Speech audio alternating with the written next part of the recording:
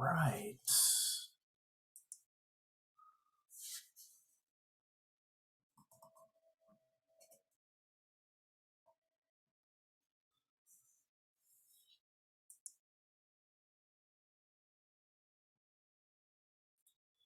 Okay, good.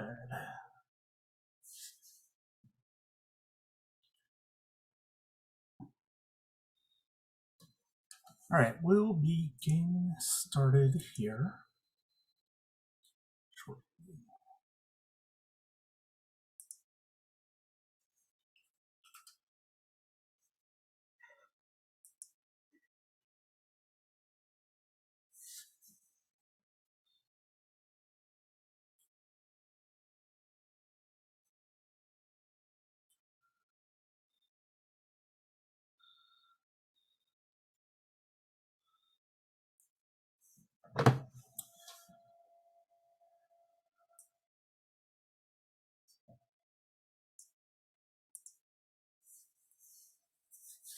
Hello, this is Brian Scuttle. Welcome to the Sonic Cinema Movie Chat.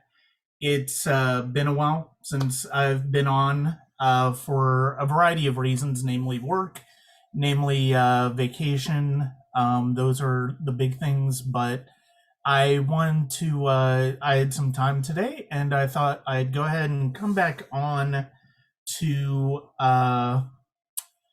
chat and to let everybody know what's going on Sonic Cinema, whether if you haven't been uh, paying attention or haven't kept up on it. Check us out at Sonic Cinema Patreon at patreon.com/Sonic Cinema. If you aren't already subscribed, I've gotten into some deep dives on the Tommy Jarvis series on the Friday 13th franchise. I've worked on discussions of Daniel Craig's James Bond movies, and I've also done a variety of other things over the summer and the fall, and I've going over some. I've finally got some older new watches, which is something that I started last year as far as like watching movies for the first time for a variety of reasons. And if I'm not doing a full review of them, I at least will discuss them in terms of the Patreon. And so that's patreon.com/Sonic Cinema. And I hope you check that out. And you can also check out the Sonic Cinema podcast on YouTube, Apple, Google, Spotify podcasts, basically wherever you listen to podcasts. Click subscribe, rate and review. That stuff is hugely beneficial. And then, of course, there's sonic-cinema.com. And what I wanted to do with this stream is I wanted to talk about some of the things that I've been kind of interested in of late, as well as kind of what's been going on with the website. And so it is Noirvember, as has been the case, and I haven't seen quite as many film noirs this month on the part of screenings for a lot of variety of different movies, as well as work, as well as vacation. It's been a pretty busy one, but if you've been paying attention to the repertory reviews, I've been focusing on film noir, and I start off with Jacques Tenour's Out of the Past, which I'd never seen before, and is, as advertised, a fantastic look at a fatalistic film noir. And then this past yesterday, in fact, I published a review of Otto Preminger's Laura, which I'd never seen before as well. In between, the first night my wife and I were up in Virginia last week, we had some time, and so I decided to watch Kiss of Death, Barbara Schroeder's film, and that's where the music that was playing at the beginning is from, Trevor Jones. It's been, I wouldn't necessarily call it a favorite noir of mine. I do enjoy it, and I'm glad I've gotten a chance to watch it. I wouldn't say it's a great film noir. It is sort of an adaptation remake of the 1947 noir with Richard Vidmark and Victor Mature, which if you haven't seen that one, that is a terrific one. And the remake had David Caruso, who was coming off of NYPD Blue, has Nicolas Cage as Little Junior Brown, has Ving Rhames as Michael Rappaport, Samuel L. Jackson, Stanley Tucci, bunch of other terrific character actors. And I think it was my first real experience with film noir. And I think that's kind of like gravitated towards it. And it was one of those movies where I don't think I ever considered it a great movie, but was one that kind of stuck with me. And the soundtrack by Trevor Jones is a big reason for it. And because it's largely synthesized, it's a combination of synthesizer and orchestra, uses guitar, and it's just very unlike what we traditionally hear in terms of film noir soundtracks. And I think that's one of the things that's so interesting about it.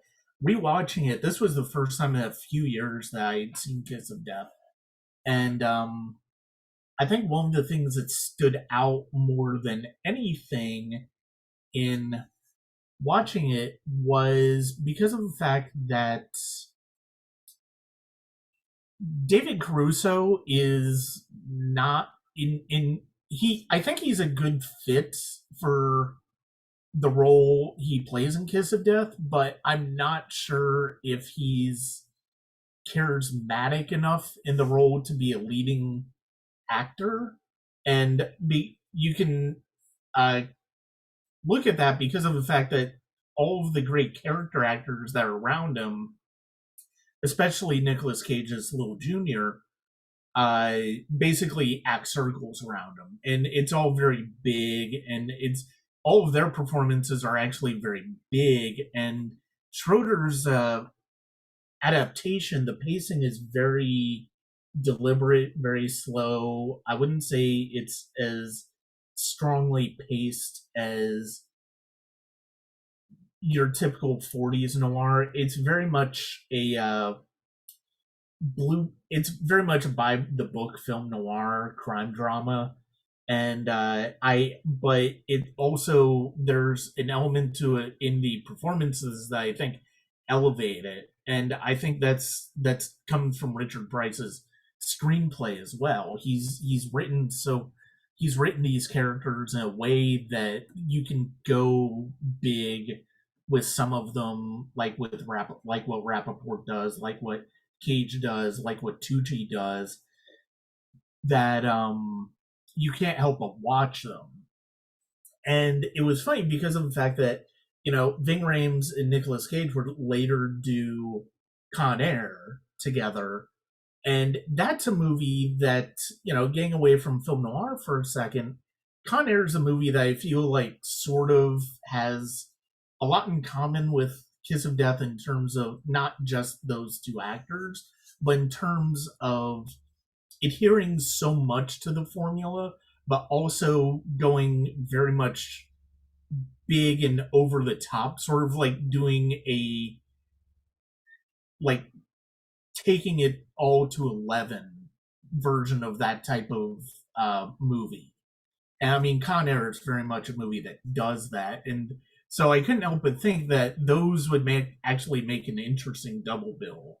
Not necessarily because they're in the same genre, not just because of Cage, although it's funny because in Kiss of Death, he's got Bag with a bunny as well. And it's worth mentioning that because it was just a funny little touch.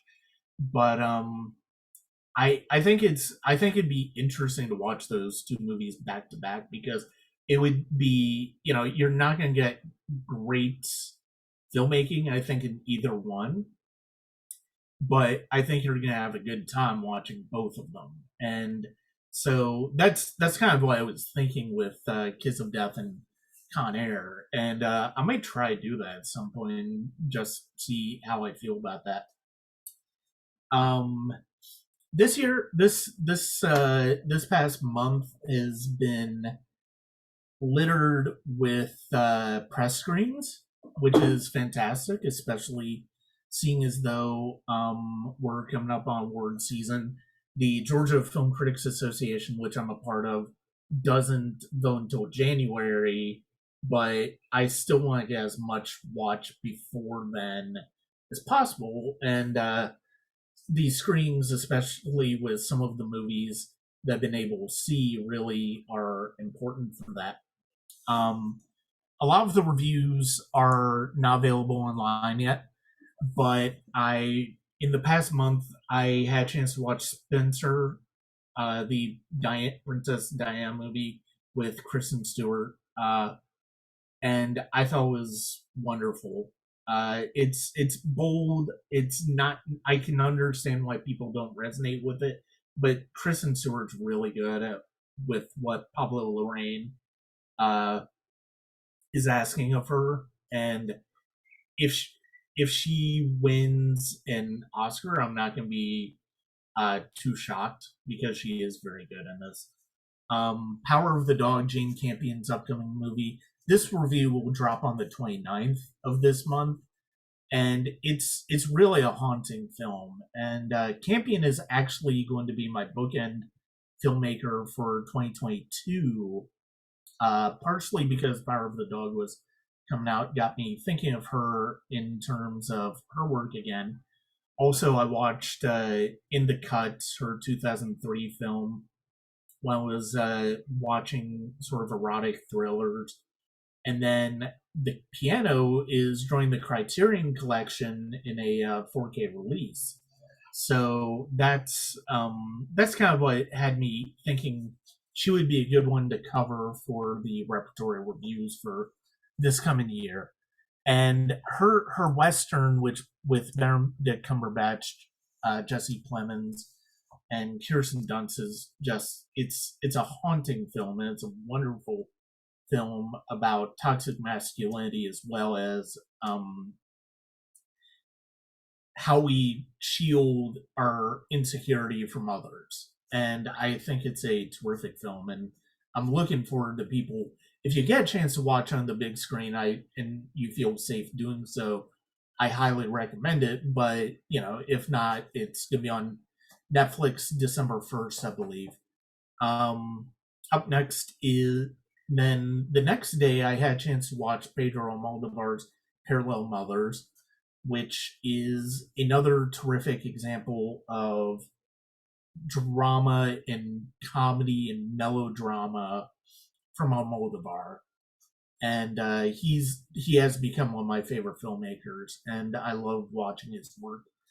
Penelope Cruz is wonderful, but I want to bring up anytime I talk about the film, I want to bring up Milena Smith, who plays the other central character in the movie, because I think she meets Penelope Cruz beat for beat in her performance, and I think it's not one of his best, but I think it's got enough to really be engaging, especially if you're a fan of his, especially if you're a fan of Penelope Cruz's.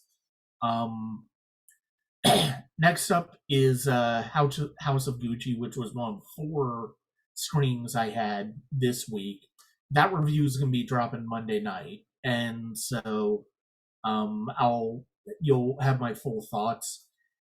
I think it's kind of the movie that solidifies Lady Gaga as a movie star. That's not to say that her performance is great in it, or that the movie itself is great, but the fact that she's able to carry it as well as she can, I think, is enough to solidify that she is genuinely a great talent, and I'm very curious to see where her film career is going to go. Tuesday was King Richard, which is out in theaters this weekend, and Will Smith, and as well as on HBO Max. And Will Smith is really good. as Richard Williams, but I have to say, a lot of the people who've brought up the fact that it's weird that you have a movie about two of the greatest female tennis players in the world, if not the two greatest, and yet it's about their father. I think is a valid, I think is a valid consideration of why are you telling this story when this way, because the fact is when the movie focuses on Venus and Serena, that's when it really is a terrific film, and that's where it really does a good job at really leaning into the sports movie genre and being a successful version of that. You can read my review for that at Sonic Cinema. Um, Next up is The Tragedy of Macbeth by Joel Cohen. And he's got Denzel Washington as Macbeth and Frances McDormand as Lady Macbeth. And it's probably the best technical film of the year. It is a fantastic film. It is the way it's the most ambitious thing that Cohen does in the film is he makes it just an adaptation of the play, but doing it in a very sparse way. The film is beautifully shot. It's beautifully uses sound beautifully, especially I love the music by Carter Burwell in this film. It is fantastic. Um, if you do get a chance to see this on the big screen, I can't recommend it enough. It's well worth the experience. Otherwise, it'll be out on Apple Plus, I believe, Christmas Day, and it's definitely worth watching. My review will publish in December, but it's one of the best films I've seen this year, honestly. Uh, the last one I saw on Thursday was Licorice Pizza by Paul Thomas Anderson. And admittedly, there's been a discussion that's I think it's certainly worth having in terms of the central relationship in Licorice Pizza. The as more and more people will start to see it, and I think it's a fair I think it's a fair way to discuss the movie because of the fact that the film is essentially about the a 15-year-old and a 25-year-old, and it isn't completely a romantic movie about them, but at the same time you see that there are hints that one wants the other might be interested but ultimately is not really interested. I think it goes I think it does a good job of balancing that, but ultimately I understand where people are like, I'm not quite sure how I feel about that. There are two sequences at least in this movie that are as amazingly constructed and executed as I think anything Paul Thomas Anderson has ever done. I'm not going to reveal what they are. I talk about at least one of them in my review, which will come out around Christmas. But needless to say, it's a winner, and it's funny. I wasn't completely sure how I thought about it when it when I was done with it, but now that I am done now, but as I was writing my review, I did kind of I did start to think about it and realize, no, I do really like this movie, and it's one that I would definitely recommend. It's definitely one if you're a Paul Thomas Anderson film fan, you're gonna go see it, and honestly, it's worth your time. Is a spectacularly shot film, uses music extremely well. The performances are terrific. I will say about Cooper Hoffman, he is as magnetic a presence on screen as his dad was. One of the things that I wasn't quite sure about when he was cast was, how is this going to, is this just kind of like stunt casting? And I wasn't sure how I was going to feel about that. But watching him, you can tell he inherited his father's talent. And it's exciting to see. Um, I haven't had a chance to see Ghostbusters Afterlife yet. If you're going to see it this weekend, I hope you enjoy it. I definitely want to see it myself. I haven't had time to the past few days, but I do hope you enjoy it. And I'll be curious to see how I feel about it when I do eventually see it myself. Coming up in the screenings, I have Cyrano, which I'm seeing on Monday. And then that's it for next week because it's Thanksgiving week. And then the next week, I've got West Side Story and Don't Look Up, the Adam McKay film. Screener wise, I do have the Paul Verhoeven film in my queue, so I definitely have to see that. I also have a horror movie called Agnes by Mickey Reese that I plan on watching, and I'll have my thoughts on that. And that comes out. The same week as West Side Story, so you'll definitely be able to read those thoughts that week. The Song Cinema podcast is going well. Like I said, click subscribe, rate, review it if you want to. It's going very well. It's not quite. It's interesting because on the one hand, it's not shaping up quite as well, quite like I hoped. There are a few topics that I haven't had a chance to do. I haven't had a chance to rewatch Cowboy Bebop yet, and so because of that, I haven't started to watch the series. Hopefully, I'll get to do that sometime soon. The new Netflix series. And then I do want to talk to my friend David Miles about that and just sort of review that with him, talk about the animated series, because we actually saw he's one of the reasons I got into Cowboy Bebop, and we actually saw the movie together when it came out to Atlanta in 2003. So I'm I'm looking forward to getting into that. I've seen some very mixed reviews about it. And I'm just curious to see how I'm gonna feel about that. But that being said, the rest of the year is going to be very great for fans of the podcast. Last month we talked about the Omen trilogy with Phil Faso, and continuing sort of a discussion we had on our Richard Donner discussion after he passed away.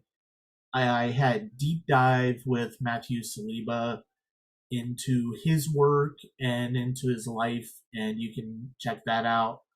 And last week, I released an episode on documentaries with Carlo from the movie Loop podcast, and I'm going to be on that podcast in January.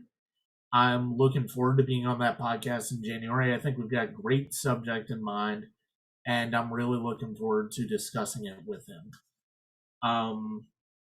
Coming up, it's a little bit later than I normally do, but Phil Faso and I are going to discuss horror movies from the year 1996. And there are a few that we're going to be talking about there because that's kind of how we're doing. And I think it's going to be an interesting discussion. Some of the better known ones, as well as a couple that somewhat have cult followings, and some of them, and one in particular might be a little bit forgotten in terms of a horror movie. And I'm looking forward to that discussion. I'm looking forward to rewatching some of these because I haven't seen a few of these since 1996. But be that as it may, I'm looking forward to that discussion. So we're gonna hopefully do that in the next couple weeks. With December being the 20th anniversary of the Fellowship of the Ring, I'm going to have on a couple of friends who have never been on the podcast before to discuss the Lord of the Rings trilogy, and that's gonna be fun because it's been a few years since I've rewatched those. I'm gonna try to do the extended editions, but we'll see. I may just rewatch the theatricals for the podcast and then go on. But that's going to be a great discussion, and that's already scheduled. And then finally, continuing the 1996 discussion that has been going on Sonic Cinema over the past year. And it's funny because I didn't necessarily expect it to be this type of conversation and this type of retrospective when I wrote my first blog about 1996 in January, I believe. But I've since talked about comparisons between Fargo and Ransom, which are two of my favorite movies from that year. Uh, Talked about the Oscars and how they were very much an indie flavored Oscars, much like this year's Oscars were. I've talked about the summer of 1996, which was one of the more formative ones for me as a movie watcher. I've talked about the indies and how that year really increased my interest in independent films. And those were all written. So we're going to be talking horror with Phil Faso. But to close out the Song Cinema podcast for 2021, I'm going to have on three people. Matthew Timms, who's been on the podcast before. Chels, who's one of the co-hosts of Untitled Cinema Gals Project, which I was on earlier this year. And Grace Aki, an actress who's been on Untold Cinema Gals. I haven't actually had a chance to be on a podcast with her, but I'm really looking forward to the discussion. And we're going to basically talk about our favorite movies of 1996 and the best movies of 1996. So that's going to be a pretty massive one. And we locked down the time this past week. And I'm really looking forward to it. I'm really excited about that. And it's one of those things that really kind of made it very exciting that this ended up being what it was. Because, I thought about, this year maybe doing 2001 movie years retrospective, sort of like I did class of 1999, but it's like, as much as I love so many films from 2001, 1996 just ended up being the year because A, that was the year I graduated, and B, that initial log just sort of got me thinking about that year in a way that I hadn't really thought about that year almost since it happened. So I'm excited to be finishing it up with this idea of, getting different people from different backgrounds with different reactions to film and seeing what their favorites are from this year. And this year, that actually means a lot to me. It always has meant a lot to me. So with that being said, 2022, I've already reached out to a couple of potential guests, people who haven't been on the podcast before. I've also talked to people who have been on the podcast before about being on it. I applied to cover Sundance virtually again, so we'll see if that happens in January. I'm going to be applying to cover the Renegade Film Festival, which used to be known as the Women in Horror Film Festival, and of course the Atlanta Film Festival. I'm going to try to do that. I might also have a big vacation going on, so we're going to see how this goes this coming year. We're going to see how things go.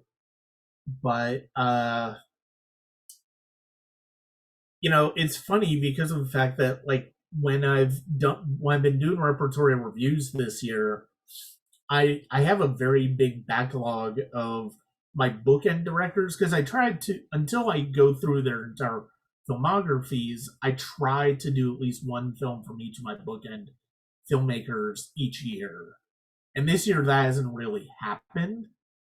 So if I want to get all of those in, I've got to get Kurosawa, Hitchcock, Jang Mao, Spike Lee, and then a second Howard Hawks film in, all by the end of the year. We'll see how it goes. If it doesn't happen, it doesn't happen. But I'm gonna try to see it to make it happen. Um, and then I'm gonna try to. I'm going to try to do better as far as thinking about my how I plan out my year for the repertory reviews next year. That said, there is some other things I'm planning on doing next year.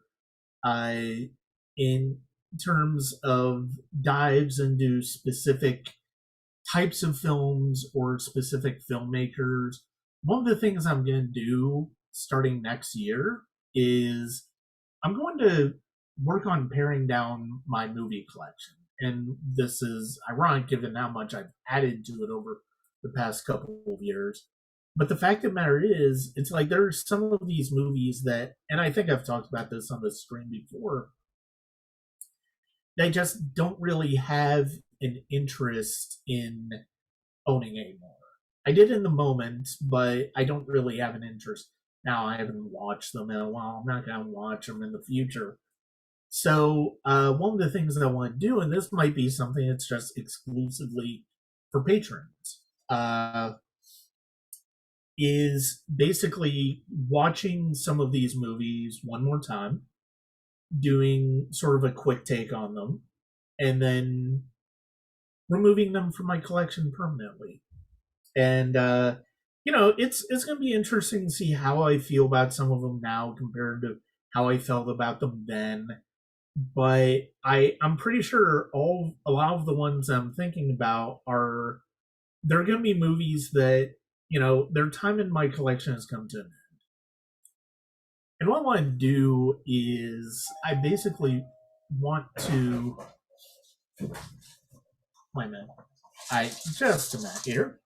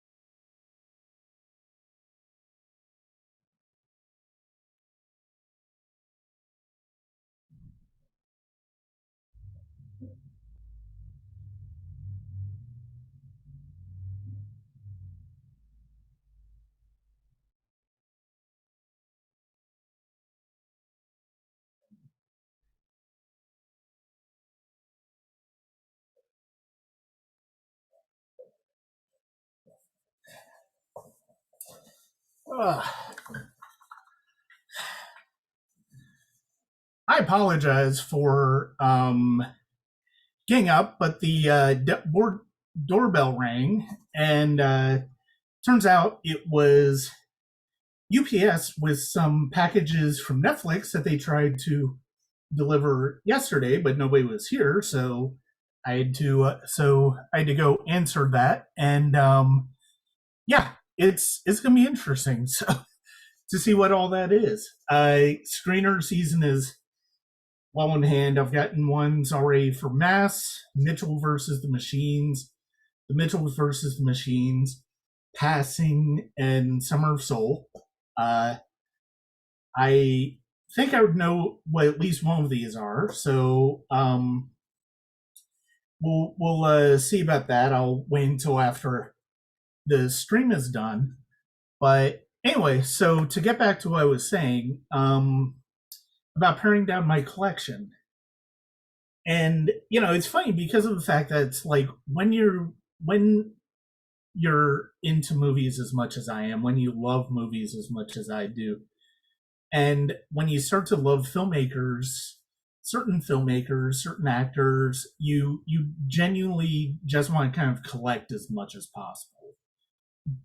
Um, Over the past year, and I think some of this has to do with uh, what I think some of this has to do with the fact that I've been going through my mom's stuff, and because her life needs to be less complicated and less have considerably less stuff. And I think that's got me thinking about, I'm 44 years old. I don't know how much time I have left. I've been thinking about my own mortality since I was, ever. But I think I think that's kind of what got me on this kick of, I don't know that I need to. I think I kind of need to simplify what I've got going on here, and I've got to sort of think about what is really important to me, and I think that extends to my movie collection. So that's kind of why I want to do the sort of spring cleaning of my movie collection. That said, I've also been adding to my collection, and one of the things that I want to do in the next year is at Walmart for like 5, $10, $20, I think. They have a 10 movie DVD collection of canon films right here. Has Missing in Action, Invasion USA, Cobra, Delta Force, Masters of the Universe, Over the Top, Bloodsport, The Hitman, and Hellbound, as well as the Electric Boogaloo canon films documentary. That's at Walmart. That's one of those weird box sets that you'll occasionally see at Walmart. And I had to buy it because of the fact that it's like I haven't really gotten into the canon films, but especially after seeing Electric Boogaloo, I really wanted to. And so this is kind of going to be one of those things that it's like I do kind of want to do as far as like a deep dive into canon films. So that's something I'm planning on doing in 2022. There's also the Sarah Michelle Gellar series, not Buffy the Vampire Slayer, but Ringer, which was kind of the soapy soap opera like drama that she did like, I don't know, 8 to 10 years after Buffy, and she played twins in it. And it's something that I really enjoyed. I really got into. I was thinking about it recently, and so I bought it on Vudu, and it's like I kind of want to dig. I want to kind of go into that again, and I want to kind of see how I feel about it. So I'm pretty sure that might be something just for patrons, but at the same time, I think that's something that's I definitely want to do because I do really like Sarah Michelle Gellar as a performer, and there are a lot of her roles, a lot of her movies that I want to see and check out. And so those are some of the things that I'm looking to do in 2022. And again, that's something that could possibly be a patron only thing, but there are still going to be reviews of. I want to review the Scooby Doo movies that came out that she was in, and I'm kind of thinking of rewatching I Know What You Did Last Summer. I didn't see the Amazon series, but the Amazon series got me to think that I haven't seen that movie in 25 years, so I kind of want to see it again. And so it's one of those things where it's like she is really one of my favorite performers, and I got to get a picture with her at Star Wars Celebration a few years ago, and that was exciting. And so I that's something that's probably going to be on my list of things to do in 2022. Um, but yeah, that's just some of the things I'm looking to do in 2022. Those are some of the things to look forward to, as well as Oscar discussion, film festival discussion, more in the podcast, some new voices, as well as some old ones. I'm hoping to get. I definitely want to get Chris Esper back on the podcast, and we're going to do some more established classics series. The third set is going to be really a lot of fun to talk about, I think. And it's that's just kind of what I wanted to do with this stream. Is I wanted to just get people updated on what was going on with Sonic Cinema. And if you haven't had a chance to go through this site, I highly recommend it.